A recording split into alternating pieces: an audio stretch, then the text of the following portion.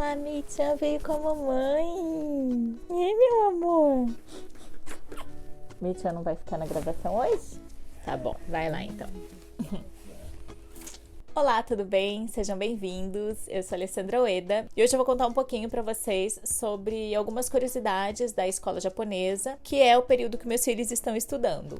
Os meninos, para quem não sabe, estão no ensino fundamental de uma escola japonesa, estão na segunda e na terceira série, e algumas coisas na escola aqui são bem diferentes da escola do Brasil. A começar pelo período que começam as aulas. Por exemplo, aqui no Japão, o ano letivo, ele começa em abril e as aulas terminam, né? A gente muda o ano letivo em março. Isso tá ligado um pouco ao período de troca de estação, que é o período da primavera aqui no Japão, que é o período onde aparece aqueles lindos sakuras e aonde a gente troca de ano. Então, as aulas começam a partir de abril. Outra coisa diferente do Brasil é que as escolas aqui são integrais. Então, os meninos vão por volta das 8 horas da manhã, eles vão se encontrar com a turminha para ir andando até a escola e eles chegam em casa, né? As aulas acabam por volta das 3h20, 4h10, dependendo do dia. Tem dia que eles têm mais aulas, tem dias que eles têm menos aulas, então varia um pouco essa questão de 3 e 4 horas da tarde. Por conta de estarem o dia inteiro na escola, eles acabam almoçando na escola também. E com relação às matérias, também existem algumas diferenças. Geralmente no ensino fundamental, pelo menos até o período da terceira série, que é onde o meu mais velho está, eles têm uma professora só para todas as matérias, então é a mesma professora que dá todas as matérias para eles. E as aulas, elas são desde aulas básicas, como por exemplo, língua nativa, né, que seria a língua japonesa, como se fosse a língua portuguesa no Brasil, matemática, estudos sociais, educação física, que a gente tem no Brasil também. Mas aqui, eles têm algumas coisas diferentes, que é, por exemplo, aulas de música, eles têm aulas de artes, eles têm aulas de vida cotidiana. Por volta da quinta e da sexta série, eles começam a ter aulas de educação doméstica. Eles têm aulas de educação moral, caligrafia japonesa, né, com pincéis e algumas outras aulas extracurriculares. E às vezes eles também têm aulas de inglês. Uma coisa interessante aqui é que, por exemplo, na aula de língua japonesa,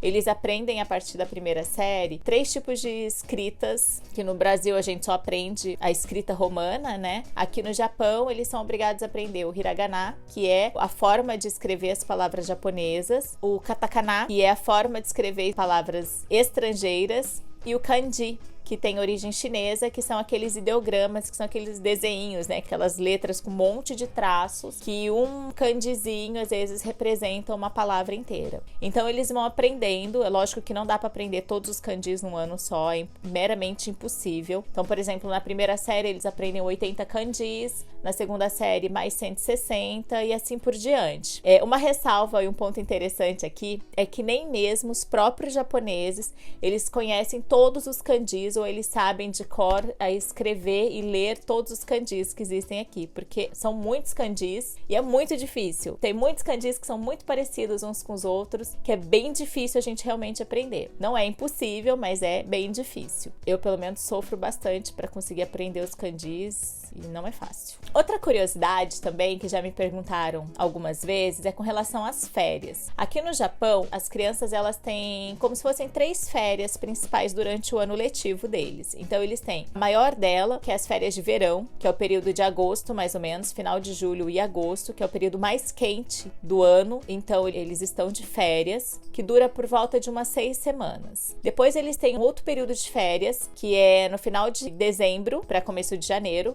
por volta de 2 semanas de férias apenas. E depois, eles vão ter um outro período de férias, no período da primavera, que é por volta de março a abril, que é quando troca o ano letivo. Então, eles têm principalmente esses 3 períodos de férias durante o ano e, consequentemente, as escolas, elas não são semestrais ou bimestrais como no Brasil. Aqui, as escolas, elas são divididas em 3 períodos, que eles chamam, inclusive, de Ichigaki, Nigaki e Sangaki. E eu só fui descobrir isso quando eu tava conversando com meu filho, querendo saber quais eram os kanjis que ele ia cair numa prova que ele ia ter agora. E eu chutei o nome de um kanji lá pra ver se ele sabia escrever, que era da segunda série. E daí ele falou que esse kanji não ia cair nessa prova dele, porque era um kanji que ele tinha aprendido no Ichigaki.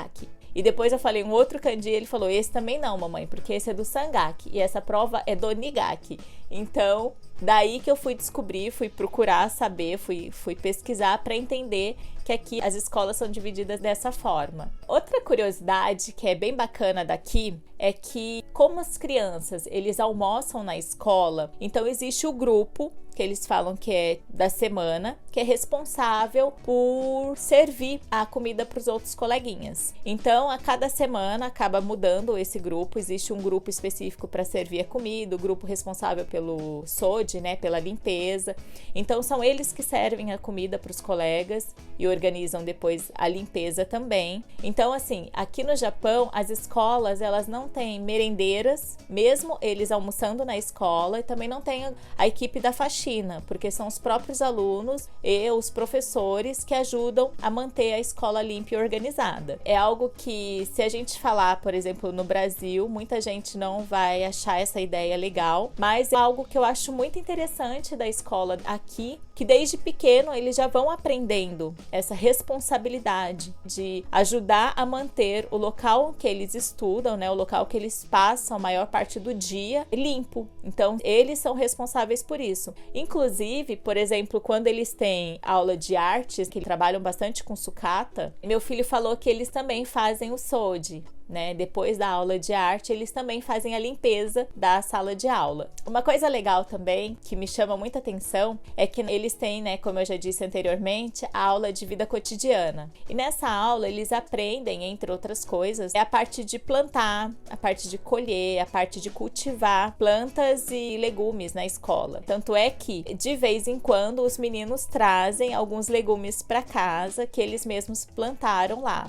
E na primeira série, eles têm a responsabilidade de plantar uma flor, então eles têm lá todo o cuidado, o preparo com o vasinho, tem as estruturas também para plantar a florzinha, e depois que eles plantam e cultivam um período do tempo lá na escola, eles trazem para casa e o cultivo é continuado aqui em casa. E eu tenho muita dificuldade com plantas, eu não sei se sou só eu, é um pouco também, eu acho que é da nossa geração, né, que não foi tão educada com essa questão de plantas, né. Eu sei que, por exemplo, os meus pais entendem de plantas, meus sogros, né, meus avós, eles manjam disso. Mas eu sou uma geração que não aprendeu, né? E ao contrário dos meus filhos, que agora é uma geração que aprende na escola isso. Mas o que eu queria dizer com isso é que os meninos trazem as plantas às vezes para casa e eu tento ajudar, né? Agora eu já percebi que não adianta eu ajudar, porque eu tento ajudar eles no cultivo da planta e todas as plantinhas morrem, tadinhas.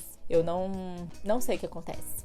Mas é algo que eu tenho interesse em aprender. Quem sabe os meus filhos vão poder me ensinar, né, me ajudar a lidar com as plantinhas aqui em casa. E outra aula que eu achei bem legal, que eles têm aqui na escola, é que quando chegam na terceira série, as crianças elas têm um dia de aula específico de treinamento de como andar de bicicleta seguindo as leis de trânsito. Eu achei muito legal isso, tanto é que foi recentemente que meu filho teve essa aula de trânsito e ele teve que levar a bicicleta para a escola e fazer todo o treinamento, e esse treinamento ele é feito com policiais da cidade, isso que eu achei bem legal. Então são os policiais responsáveis pela área de trânsito da cidade que vão até a escola e organizam toda uma estrutura assim com cones para ensinar as crianças como que é se comportar com a bicicleta na rua. Então eles simulam paradas de esquinas, de semáforos, de faixas de pedestre, depois como que é andar no zigue-zague, né? Se tiver que fazer algum zigue-zague, andar pelos cones, e os próprios policiais vão ensinando tudo isso para as crianças. E como eu estava de licença maternidade, a escola é perto de casa, eu fui caminhar com a bebê e parei para assistir, porque eles fizeram treinamento no campo aberto, né, da escola, então dava para eu assistir da rua. Eu fiquei parada na beira do rio assistindo, não fui só eu, algumas pessoas que estavam caminhando também paravam para ficar vendo, para ver se eu achava o meu filho diante daquele monte de criança de capacete lá e uniforme, que é bem difícil achar de longe, ainda mais eu que não enxergo direito. Mas foi bem interessante poder assistir esse episódio, inclusive durante o horário que eu tava lá assistindo, assistindo, apareceu uma senhorinha para conversar comigo e falou para mim que esse treinamento é feito todos os anos com as crianças da terceira série, que é muito importante para os alunos, porque daí as crianças já aprendem desde pequenininha regras importantes de trânsito. Até porque é comum aqui no Japão as crianças, depois de uma certa idade, irem de bicicleta para as aulas extracurriculares. Então, eu achei muito fofa a senhorinha querer parar para me explicar todos os detalhes, porque ela me viu ali parada assistindo e ela quis puxar papo e a gente ficou conversando. Quer dizer, ela falou mais do que eu, porque eu entendo mais do que sei falar o idioma. Mas eu gostei bastante dessa experiência e eu acho que foi bem legal. Bem, eu sei que existem muito mais curiosidades com relação à escola aqui do Japão, com relação a outras coisas daqui.